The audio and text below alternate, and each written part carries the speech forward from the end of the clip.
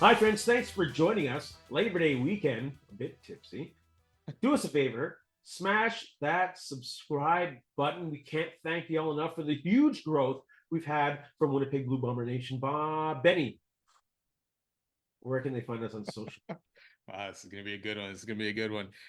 You can find us at Ray Benny Sports. We're on Facebook, Twitter, Instagram, TikTok. Check us out also on Reddit and Discord. And don't forget to leave us a rating on your favorite podcast provider. Some of you may be wondering why Benny said this is going to be a good one. I am straight off the heels of being at Labor Day Classic at McMahon Stadium, so I'm fresh. But I'm ready to go and talk about the Winnipeg Blue Bombers. Stand out on the ice, brought to you by Fahrenheit Airbrushing. There you go. It's already starting off really good. Bomber Talk brought to you by Fahrenheit Airbrushing. Stand out on the ice pavement, on the field, or in the stands with a custom airbrush helmet, goalie mask, or any project. A local Manitoba business with affordable solutions. Check out Fahrenheit Airbrushing on Facebook or call them at 204-891-7431. And don't forget to tell them that Ray and Benny sent you. Shoot, I'm not tipsy enough to forget that phone number. But let's go on with Labor Day because I'm super happy about what happened this weekend. Sorry, Saskatchewan fans. You're going to take a big L in Winnipeg's second home. That's right. We own Mosaic. I'm sorry to say. One loss only, right? Heck yeah. First win ever. A regular season went to the Bombers in Mosaic. We've been to a Grey Cup in Mosaic before. Saskatchewan was, although it didn't. Didn't work out. No, but still, we got that. We were there. We were there. We showed up. No, we didn't. Actually, no, we were there. What word will you use to describe the Bombers Riders Labor Day Classic? You go first. I'm going to steal right off that classic. This was another classic game. And you know what? Unfortunately, Zach Collaros ended up getting hurt because I don't think it would have been a classic in that case because I think the Bombers were rolling and I think they would have rolled even through that second half. Yes, sir. But Collaros out changed that game. But yeah, I'm going to go with maybe too simple, but I'm going to go with classic because it ended up being a crazy finish and a good game. I'm going to go with a grind. It was a grind. It was a battle in the trenches is where the game started and ended. Neither team could get the running game going. Wow, this is the kind of show it's going to be. I have the Oilers. The O-lines kept the QBs upright and clean for the most part. The Bombers kept the CFL sack leader, Micah Johnson, totally off the stat sheet. So shout out to the interior of the D-line. But I'm going to say it was a grind. And I agree. If it wasn't for some BS hit, which we're going to get into quickly, this probably would not have been a grind. No, the Bombers were rolling, especially out of that first half. They were going. Like, I mean, what was it? 7-7. They scored 22 points in the second quarter of the Bombers. Yeah. To really start to pull away at this game. They took a 15-point lead going into halftime. And they ended it off at the end of the half with that touchdown right there, right after the Collaros hit. So, yeah, I would have loved to see Collaros continue on because minus that interception, he was having a solid game. A couple other wobbly throws, but other than that, he was on fire. And he was on his game. So let's go with it's a classic grind of the Labor Day Classic. Tip of the mug, who would you give the player of the game to? I'm going to give it to Kendall Randolph. No sacks allowed. Helped frustrate the Saskatchewan defensive line with his pass blocking. I think that's part of the reason why Miles Brown delivered that stupid hit. They were just frustrated with not being able to get to Zach Collaros. So he did a more than respectable job of replacing one of the GOATs, one of the greatest of all time linemen in CFL history. Like, it's unbelievable how spoiled we are in Winnipeg. We've had the two best linemen in CFL history. And if you can debate that, go ahead. Because I got Chris Walby and Stanley Bryant. Mm-hmm. Are there any two better than that? I don't think so.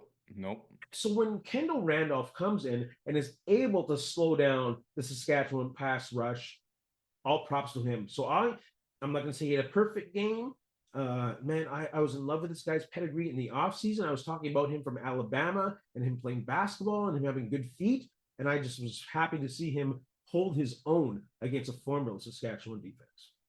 Yeah, and it's an encouraging sign, right? Because we know Stanley Bryant's going to be back this season, but we don't know how much further Stanley Bryant's going to play after this season, right? So, and then they got Neufeld too, another older guy in that O line, Kolinkowski. So you're going to need guys coming in. So it's good to see these young guys stepping up. Gabe Wallace looked good too before his knee went on him in the last game. So I went beyond that and I said the whole O-line, because like you said, Randolph did not have a perfect game. Neither did the O-line, but they did a great or a good job for being a patchwork O-line. Right, you got guys playing in positions that they didn't play before.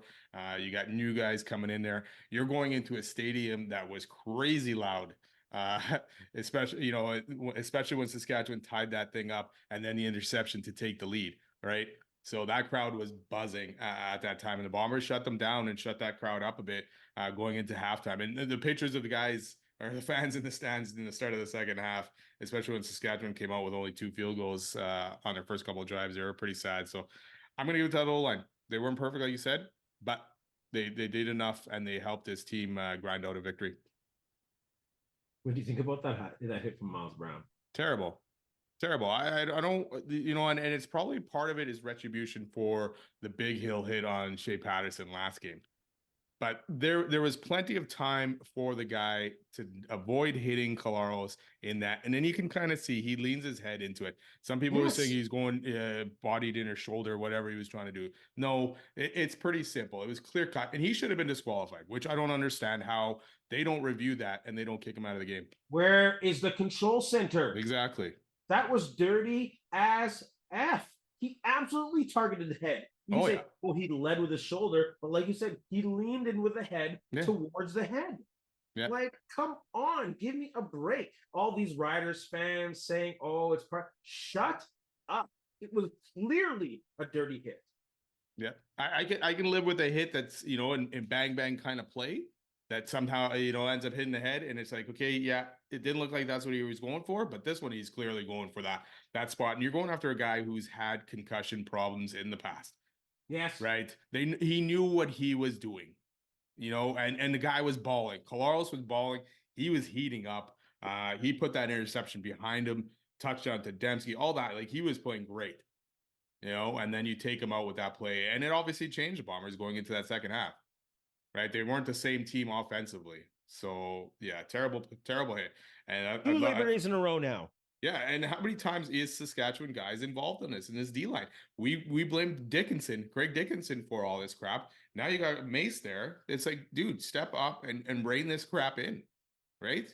Yeah. I'm totally with Wade Miller. Wade Miller. You have to get on that. Not only did CFL Control Center fail you on the day of the game, I guess we can't say if CFL administrators have failed yet, because we got to wait until the disciplinary comes out on Tuesday, Wednesday, or whatever. But if this guy isn't suspended and fined heavily, that's a joke, because he should have been disqualified. Yeah. And I would be saying the same thing if it was the other way around and someone did that to Harris. If a Bomber player did that same play to Harris, we'd be saying the same thing, because it's clear and cut. It's very obvious what the guy tried to do. CFL Control Center, where are you? Where are you? What a gong show. What's the most encouraging thing you saw from the Bombers on Labor Day? Sorry, fans. I'm straight from Labor Day at Calgary. I'm going to be stumbling on these words, but I'm going to say Zach Collaros leading 3 TD drives for the Bombers. That's been my issue, our issue, Bomber Nation's issue for the whole season. Touchdowns and finishing drives in the red zones. And, I lost my mind last week on a Bomber win because they've given up 2 chances big time in the red zone. And it was just great to see them, or see Zach Collaros especially, finish off these drives, even though one of them ended it in that BS hit. But that's so encouraging to see them be able to finish drives with a touchdown. Yeah, that's right. I got the same thing. I said the TDs were happening, and we talked about it last week, and we talked about how the Bombers, all these games were close because the Bombers couldn't finish off these drives and finish them with TDs. Yeah, and now they were doing it. They had 3 offensively in that first half, and they're in a rhythm. That even the pass to Dembski, we haven't seen one of those kinds of TDs in a long time this season from the Bombers. Wide open, great play, great throw, and it all clicked on that. Yeah, the other 2 were Strevy sneaks again, which is fine. No Brady Oliveira touchdowns again, but that's fine. Yep. but yeah, that pass to Dembski, I was like, wow, that's the Bombers of old. That's the Bombers of offense that we were watching over the last few years. Finish a drive and go for the throat like on a play like that. Absolutely. It was great to see them Yeah. stomp on the Riders. What concerns you most after Labor Day? The injuries right now, Adam Bighill again, dude struggling to stay healthy enough to come in and play some games. Yeah. He took a bit of a low one to the knee yesterday, so I'm not sure exactly what happened there or what the injury is. But hopefully he comes out of it okay, and hopefully Zach Collaros is good to go next week because we're gonna need him. Because I don't know if this Bomber team or the Bomber offense trusts Streveler enough to throw downfield because there was a lot of runs in that second half, and Saskatchewan is good against the run, so it's going to be tough slogging if you're going to try and run and win a game against Saskatchewan. Yeah, Zach Collaros' health is the ultimate concern right now, especially if it's beyond this week. But I don't think it didn't look like it would be. It looked pretty cool. He came out, even though he wasn't ready to go, and I'm sure the lead had something to do with it. Maybe. I don't know. Maybe that's me, old school football, thinking about that. But that is the number one concern if Zach Collaros is good to go for next week, because it's going to be a battle again. First place is still on the line, even though the Bombers are there right now. And the season series is on the line. Because points wise, the Riders still have the advantage because they won by 10 in the first game, 19-9. Yeah. But it won't matter if the Bombers win. Hey, whoever wins this game wins it no matter what, right? That's right. The point doesn't come into unless it's a tie because it's a 3-game series this year. Yeah. And that's huge for the Bombers to take another one because then you got the BC, you got Saskatchewan, you also got Calgary. We'll see what happens with Edmonton. But yeah, then you have the season series against all of these West teams. So when it comes down to it, will obviously be big late in the season. On a scale of 1 to 10, how confident are you that the Bombers will finish first in the West? I'll go 7. I'll go 8 if they clinch the series around the Riders, or would they beat the Riders in Banjo Bowl? 10 if they sweep the Elks coming up. Because that's what it is. Yeah. They're finishing their West schedule coming up straight in these games. 3 in a row against the West. Then they got the Argos, the Ticats, and the Owls to finish. So this is the time for the Bombers pretty much to lock up the West Division. If they can sweep this, they almost got it. So I didn't take a look. So they got a back-to-back with Edmonton? Yeah, they got, yeah. Why? Because it makes it interesting. I don't know. It does, but then they're finishing off. But then they finish against the East, so no West games at all for them. That's also what happens when you front load the Owls schedule with the East. Yeah. I'm going to say an 8. And it's funny, if you would ask me 2 weeks ago, I probably would have given it a 4. But I'll give it an 8 because they're rolling right now. Like you say, if they beat Saskatchewan, they got another tiebreaker there, right? And Edmonton's coming up. I mean, Edmonton's only a couple games behind right now, and they're starting to ball out. So yeah, it'll be an interesting end to the season, and they will have to beat the Elks. If they can sweep them. Unfortunately, that's not good for the Elks, but that should help the Bombers at least finish 1 or 2, right? Yeah. Calgary looked horrible today. Oh, Calgary looked horrible all year, man. Horrible. I told you Dickinson's done. Oh, and I told you Meyer wasn't good. Hey, that's true. Play of the game. I bought into that guy. I bought into him. A lot of CFLers did. Play of the game. I'm going to go the dirty hit on Collaros. That's what kept the game close. If it wasn't for that hit, it wouldn't have. I don't even think they would be worried about this last second field goal, 50+ yarder that Lothar couldn't hit. So I'm going to go. That's the play of the game. Even as dirty and as good as there were offensive plays in the game, like the Dembski one and the Ontario Wilson catch, whatever. That was the play of the game because it kept it close. Yeah, it definitely did. That changed the game. TSN turning point. I'm going to go with the punt and TD basically, right? Punt. Alfred tries to grab it, hits his hands, goes over his head, and Hallett, Nick, or was it Noah? Nick Hallett. No, I can't remember. Got the touchdown, and it kind of made up for his play earlier on a Saskatchewan touchdown, where I don't know if it was his guy or not, obviously, because I don't know enough of that. But he's between 2 guys. It was crazy. Who knows? It looked like a blown coverage there, and the guy was wide open. So he made up for it with that running down the field and being aware and getting that ball in the end zone. That tied it up, I believe, right? Yeah, so because Saskatchewan had just taken, Saskatchewan was up 14-7 at the time, or are they not? I give the Bombers a lead, 22-. Oh, okay, so I'm wrong. Okay, so but yeah, I'm gonna go with that play because it was huge, and it's another special teams touchdown. You know, that's 2 weeks in a It's row huge. now, right? Yeah. So that special teams team, besides the onside kick, which we never really touched on, have done really well. And that onside kick was terrible, or like that recovery was terrible. And Yeah. it wasn't really necessarily Willie Jefferson or the guy there, because it doesn't matter who you had there, because the blocking up front did not work well enough. The guy was already in Willie Jefferson's face before he could even jump up for the ball. So You don't see that play too many times. And when it no, does, it's the most nerve-wracking thing ever. well, I it's don't like think it's funny because you see the almost interception on that 2-point conversion, and you're like, Tony Jones. okay, but you can only exhale for a second because you're like, oh shit, 14 seconds left. The Yep. onside kick is still there. This is the CFL. It's like it's not over yet, right? So he couldn't even celebrate and then they got the interception, Jeez. which the penalty of pass interference, which I don't think was necessarily. I didn't see a replay of it enough, but it looked like the Saskatchewan guy more ran into the Winnipeg guy. But I'd have to look at it again to make sure. But another wild ending to the CFL. Thank God we got Castillo though, right? He can hit 60. Brett Lowther could not hit 60. Castillo hit what, a 52-yarder in the game? 55, I think, right? Shoot, 56. 57? Yeah. It's funny when you're watching that game in the angle there. I was sitting there going, "Good God, he hit it," because it looked like it was going straight down there. Yeah. You see the fans in the other end of the stadium, the Saskatchewan fans going crazy because they thought they had won, and all of a sudden it just drops 5 yards short. It was like, whoa, Sorry. yeah. Banjo Bowl. Oh, let's go into the what do the Bombers have to do to clinch the season series and beat the Riders in the Banjo Bowl. Let's start with the offense.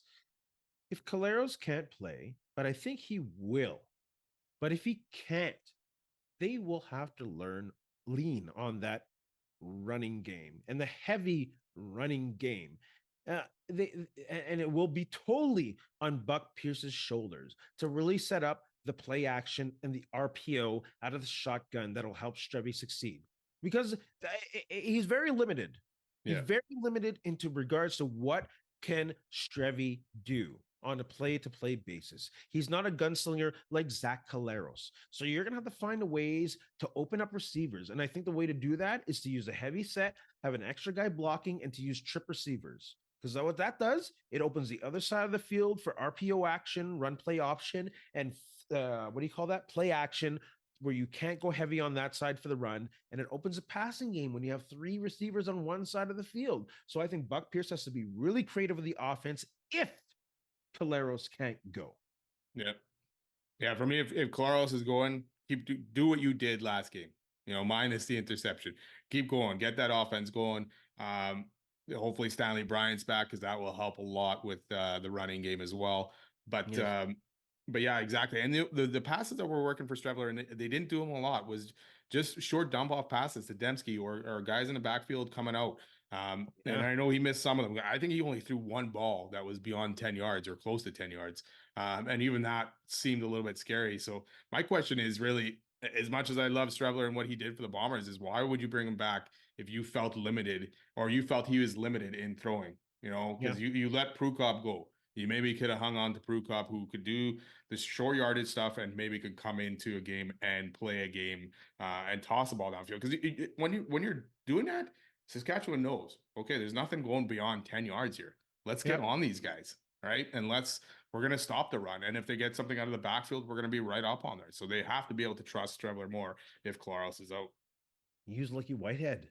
That too. Like, where was he on offense? Lucky Whitehead on screenplays against the Saskatchewan, though. That's the thing. Saskatchewan is horrible against big plays, like to Nick Dembski, like to Ontario Wilson. Those are 30+ yard plays that Saskatchewan is horrible at defending against, because they got pride. They think they got a D line and they can go man to man and go toe to toe. Take advantage of it if Collaros is in there. Yeah. Well, yeah. The one thing you're saying like that is Saskatchewan's good at is the turnovers, right? Another interception in that game. So that's where they're banking on, stopping some of these guys. But they give up a lot of yards, and Collaros is well on his way to at least, 300 to 400 yards, because he had over 200 in just a half. So yeah, he was dealing, and that Saskatchewan D couldn't stop him. They're very good against the run, so it'll be tough if the Bombers have to rely on that. What defense got to do? Oh, you know what? This is the first game in a while that the defense kind of struggled a little bit. The 3-man rush didn't work enough. They didn't apply enough pressure. And if you give Harris enough time, he's going to find his open guy.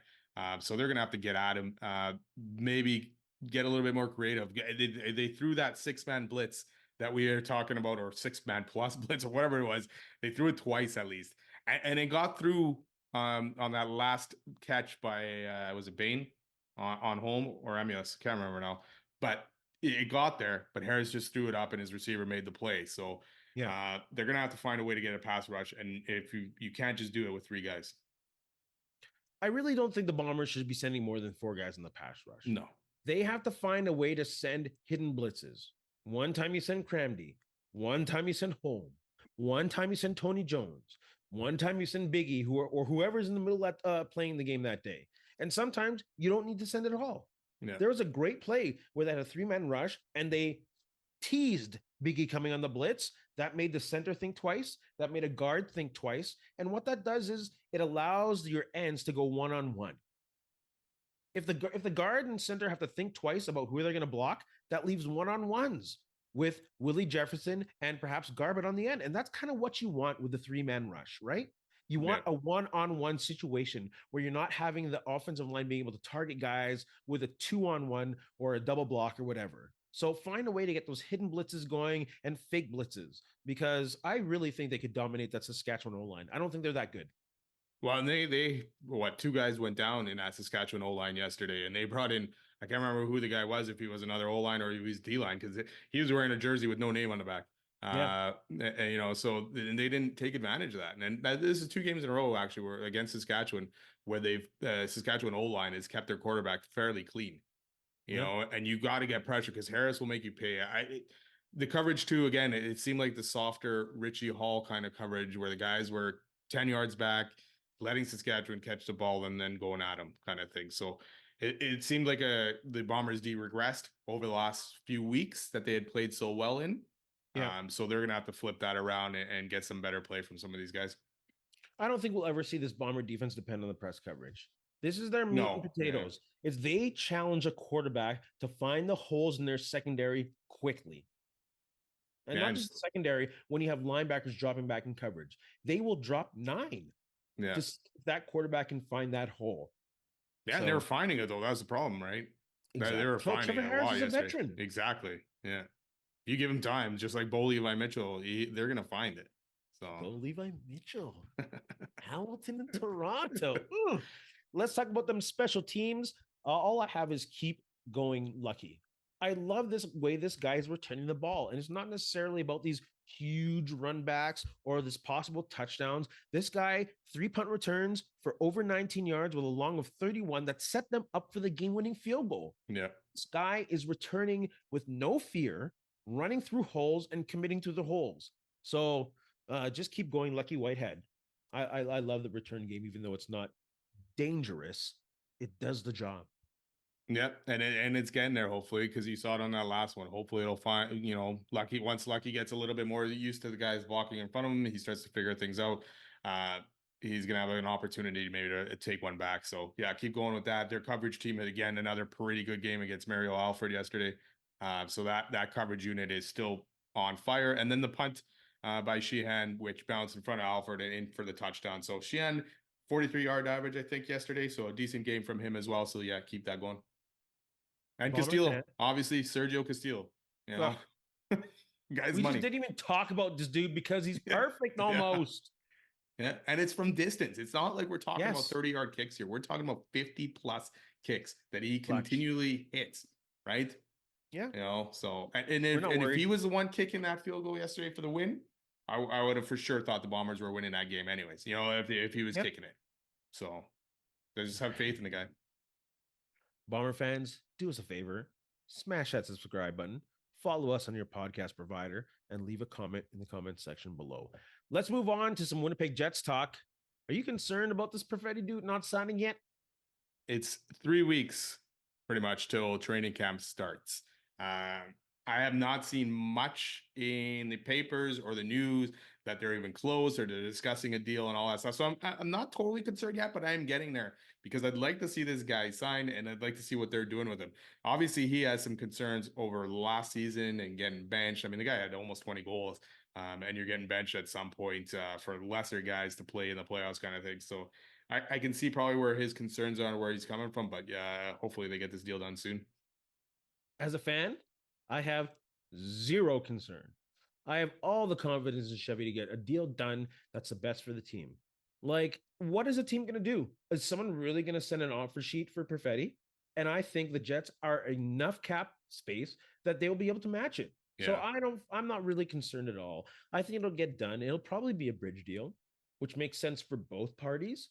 But no, I have zero concern about Perfetti being on another team or not signing for his RFA. Yeah, you saw those two Oiler RFAs get signed by St. Louis earlier, right? They're tough like, up against the cap. Every team knows that the Jets, unless you give Perfetti some ridiculous contract, that hey, the Jets will say, hey, thanks, we'll take your first rounders away, right? But Yeah. no one's going to do that, and the Jets have enough space to match anything. So I just rather it get done sooner than later. Hey man, I'm a Niners fan. I just saw shit with Brandon Ayuk, Trent Williams. I'm tired of seeing guys not signed to contracts, so I just want to see this Perfetti one get done and start looking forward to the season. Okay, so you're a fan of the 49ers. John Lynch has a history of getting deals done that are good for the team. You're a fan of the Jets. Shovel Day has a history of getting deals done. Shovel day off. Don't Good. forget day Shovel off. Day off. Shovel Day. Either way, it doesn't matter. Has a history of getting deals done that are good for the team. I don't know what you're worried about. I'm just, it's the added stress of waiting for these guys to sign, right? Trent Williams is still not signed. They got a game in a week. It'll be done. Oh It'll my be goodness. done. Get It'll it be done. Get it done, John. Let's move on to quick shots. After watching BC and Winnipeg play, which division is favorite to win the Grey Cup? I'll go the West. When's the last time the Owls beat a decent team? The Argos on July 11th because they lost their quarterback? No, that's not good enough. I really like what Rourke has done. I do not think. Oh, I'm going into the next question, anyways. West. I'm going with the West. I'm still going with the East until someone else can prove that Montreal is not as good as they look right now. Montreal's been playing East teams. No wonder they look good. Is Nathan Rourke back? I'm going to say not yet. Good game. 21 to 30, 3 TDs, an interception. A lot of those are not a lot of them, but 6 receptions were to his running back. So 6 of those, the running back led the team in receptions. So I'm not sure he's quite there yet, but it's definitely a way better game than what he's played so far. I think checking down the running back is a sign of getting comfortable in the offense. I really like the way he played, and I think he is back. I'd be very surprised to see any kind of significant step backwards with Nathan Rourke at this point. And I am seriously, honestly, I'm concerned about the BC Lions at this point after that performance against a very capable Ottawa defense. Oof. Do you think the path to trade VA has opened up a bit? Yeah, I think so. And I don't think VA wants, well, I can't say what he wants, but me personally, he's a competitor, right? When I watch a guy, I can't see him being okay with sitting there and being a second string guy. And I can't see Rourke being okay with being a second string guy. So I think at some point, BC is probably going to have to look at something. And if you can get a first rounder out of a team somewhere, then you have to take it. Absolutely. If another team offers you a starting Canadian and a pick, that too, yeah, which you would for a starting quarterback, yes, I'd make that trade. Yeah. With the success of TD Pacific, what other city would you like to see a game in? Quebec City. They have Laval Stadium. Like, let's get it going there. Let's test that market. Let's test that facility. Quebec City is the next place to go. My notes, same thing. Quebec City. I want to see it too because I want to see how many fans would come out to that. And I'd love to see. We talked about these Labor Day classics and these rivalries, right? Montreal versus Quebec. Then you can leave BC, Ottawa, but Montreal, Quebec would be a great rivalry to start on Labor Days. Best rivalry in sports, and you can't pick the Bombers Riders. Bombers Riders? You can't pick them. I got to go with the Yankees and the Red Sox. I know it's probably not as big as it was right now because both teams, sometimes one team is better, one's sucking right now. And I think Yankees are better and the Red Sox have been sucking the last few years kind of thing. So I'll go with that one. For me, I don't think any rivalry can get as personal as Ali Frazier. It was truly personal. It went to class. It went to race. And you know that these guys were, and it makes it even more heated that these guys were good friends before that shit went down. So, and they're fighting with fists in a ring. So I'm going to go Ali Frazier. Last one, Super Bowl predictions. You go first. What do you got? Yeah, again, I'd like to pick my Niners, but I think this season is going to be a gong show. I think things are just not going to go their way. I'm going to go Ravens over Lions. Ooh, I'm gonna go Green Bay, Baltimore. Ravens win the Super Bowl. Oh, so we're Both of both us. picking Ravens. Shoot. Fans, put your comments in the comments section below. Benny, what do you got to say to our friends? You know what? Thanks a lot for listening. Have a good week. And that Banjo Bowl is going to go crazy. Go Bombers. Go get your tickets. It's going to be nuts. I'm stuck in Calgary. I done sold mine in section 112. So in the meantime, and in between time, that's it. Another edition of Rain Benny Talk Sports. I'm too close to the screen. Hey, friends and neighbors, don't forget to check us out online on Facebook, TikTok, Instagram, and Twitter at Ray Benny Sports. And don't forget to check out our YouTube channel. Leave a like, leave a comment, tell us what you think.